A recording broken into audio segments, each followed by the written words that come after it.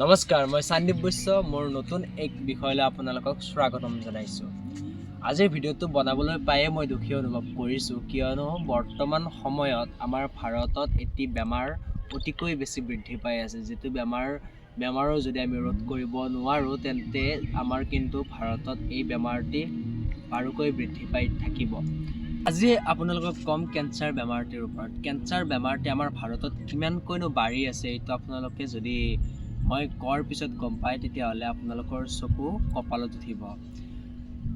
এতিয়াৰ পৰা বৰ্তমান সময়ৰ পৰা কেইবছৰমান আগৰ বছৰ যদি তুলনা কৰোঁ, আগৰ বছৰৰ পৰা এতিয়ালৈকে কেঞ্চাৰৰ হাৰ কি ধৰণে বৃদ্ধি পাই আছে ভাৰতত, সেইখিনি কথা আজি এই ভিডিঅ'টোৰ জৰিয়তে ক'বলৈ চেষ্টা কৰিম। আপোনালোকক অকণমান সতৰ্ক কৰিবলৈ চেষ্টা কৰিম আৰু ইয়াৰ নেক্সট ভিডিঅ'টো কেঞ্চাৰ কেনেকৈ ৰোধ কৰিব পাৰে তাৰ ওপৰত ক'বলৈও চেষ্টা কৰিম। তো ভিডিঅ'টো আপোনালোকে শেষলৈ চাব। ভাৰতত কাৰ্চিনোমা অৰ্থাৎ কেঞ্চাৰৰ কথা যদি ক'বলৈ যাওঁ, তেন্তে 1990 চনৰ পৰা 2013 চনলৈকে তাৰে মাজৰ ভিতৰত যিকেইটা বছৰ সোমাই আছিল, সেই বছৰকেইটাৰ ভিতৰতে কেঞ্চাৰটো আমাৰ ভাৰতত বহুখিনি বাঢ়ি গৈছিল। মানে এক কথাত যদি ক'বলৈ যাওঁ, 1990 চনৰ আগৰ যিখিনি আমাৰ কেঞ্চাৰ বেমাৰৰ ৰোগী আছিল, 1990 পৰা 2013 চনত সেই দুগুণ লাভ কৰিছিল।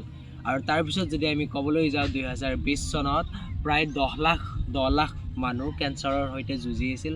আৰু যদি আমি এতিয়া বৰ্তমানৰ কথা ক'বলৈ যাওঁ, তেন্তে বৰ্তমান আমাৰ 14 লাখতকৈ ওপৰত কেঞ্চাৰ ৰোগী ভাৰতত প্ৰত্যেক বছৰে পোৱা যায়। কথাটো ক'লে আপোনাৰো চকু কপালত উঠিব, লগতে আপুনি আচৰিত আৰু ভয় খাই যাব। মই যিদৰে যেতিয়া মই প্ৰথমবাৰ শুনিলোঁ, ময়ো আচৰিত হ'লোঁ, লগতে ময়ো ভয় খাই গ'লোঁ। যাৰ কাৰণে আপোনালোকক সতৰ্ক কৰিবলৈ ভিডিঅ'টো প্ৰস্তুত কৰি ল'ম। আপোনালোকে জানেনে যে 2023 চনৰ পৰা এতিয়ালৈকে যদি চাবলৈ যাওঁ, ভাৰতত প্ৰত্যেক দিনেই 26,300জন ব্যক্তিৰ বা 26,300খন ঘৰৰ চিতা বৰ্তমান জ্বলি আছে। সেয়া আপোনালোকৰ মূল মুৰব্বীজনো হ'ব পাৰে, মোৰ নিচিনা বয়সৰ ল'ৰাজনো হ'ব পাৰে আৰু জ্যেষ্ঠজনো হ'ব পাৰে।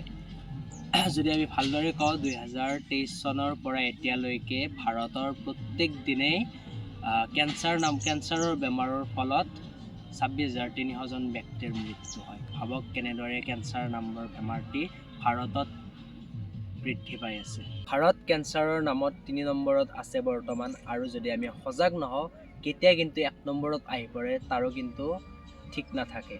ভৱিষ্যতবাণী অনুসৰি যদি 2040 বৰ্ষলৈকে কিন্তু ভাৰতত 57%লৈকে বৃদ্ধি পাই যাব কেঞ্চাৰ বেমাৰটি, যদি আমি আমাৰ জীৱনশৈলীটো চেঞ্জ নকৰোঁ। এতিয়া 2020, 2021 আৰু বৰ্তমান সময়ৰ কথাটো ক'লোঁ যে কেঞ্চাৰ অসমত 50,000তকৈও অধিক বৃদ্ধি পাই গৈছে। আৰু এটা কথা কওঁ যে 2023 চনৰ পৰা যদি আমি চাবলৈ যাওঁ, প্ৰত্যেক দিনাই আমাৰ অসমত কিন্তু 100জনকৈ লোকৰ মৃত্যু হৈ আছে কেঞ্চাৰ বেমাৰৰ বাবে। ভাৰতত হৈ আছিল 26,360জন আৰু আমাৰ অসমত হৈ আছে 100জন। ভাবক কেনেকৈ বৃদ্ধি পাই আছে কেঞ্চাৰ বেমাৰটি। যদি আমি আমাৰ অসমৰ কথা ক'বলৈ যাওঁ, অসমতো কিন্তু কেঞ্চাৰ বেমাৰ বাৰুকৈ বৃদ্ধি পাই আছে। 2020 চনৰ যদি আমি তথ্য ক'বলৈ যাওঁ, তেন্তে 2020 চনত কেঞ্চাৰ ৰোগী বা কেঞ্চাৰৰ লগত যুঁজা ব্যক্তিৰ সংখ্যা আছিল 37,029জন আৰু 2021ত হৈ পৰিল 37,880জন। আৰু বৰ্তমান সময়ত যদি ক'বলৈ যাওঁ, তেতিয়াহ'লে 50,000তকৈও অধিক বৃদ্ধি পাইছে অসমত কেঞ্চাৰ ৰোগী। আৰু বৰ্তমান যিটো কৈ আছোঁ বা ভাৰতৰ যিটো আপোনালোকক ক'লোঁ 14 লাখতকৈ ওপৰত, মই চোৱা অনুসৰি যে 2022 চনৰ তথ্যটো দিয়া হৈছে, 2023ৰ মৃত্যুটো প্ৰত্যেক দিনাৰ মৃত্যুটো দিয়া হৈছিল, কিন্তু 2024 বৰ্ষৰ এতিয়ালৈকে একো ইনফৰমেশ্যন দিয়া হোৱা নাই।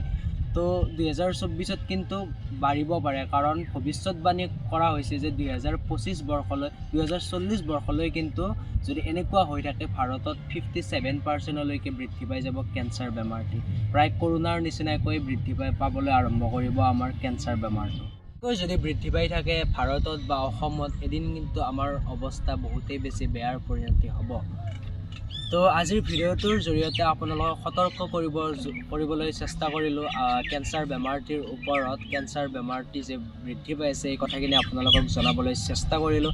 নেক্সট ভিডিঅ'টোত ক'বলৈ চেষ্টা কৰিম কেঞ্চাৰ বেমাৰটিৰ পৰা কেনেকৈ ৰোধ পাব লাগে, কোনবোৰ ভুল আমি কৰি আছোঁ, যিবোৰ ভুল আমি কৰিব নালাগে, যাৰ ফলত কেঞ্চাৰ বেমাৰটো আমাৰ ভাৰতত বৃদ্ধি পাই আছে, আমাৰ অসমত বৃদ্ধি পাই আছে, কোনবোৰ ব্যৱস্থা চৰকাৰে বৰ্তমান লোৱা হোৱা নাই, সেই কথাখিনিও আমি পাতিবলৈ চেষ্টা কৰিম নেক্সট ভিডিঅ'টোত। যদি ভিডিঅ'টো চাই ভাল পালে তেতিয়াহ'লে ভিডিঅ'টো লাইক ছাবস্ক্ৰাইব কৰি দিব আৰু কমেণ্ট এটাও দিবলৈ চেষ্টা কৰিব, কাৰণ কমেণ্ট এটাৰ জৰিয়তে উৎসাহ পাওঁ আকৌ এটি ভিডিঅ' বনাবলৈ। ধন্যবাদ।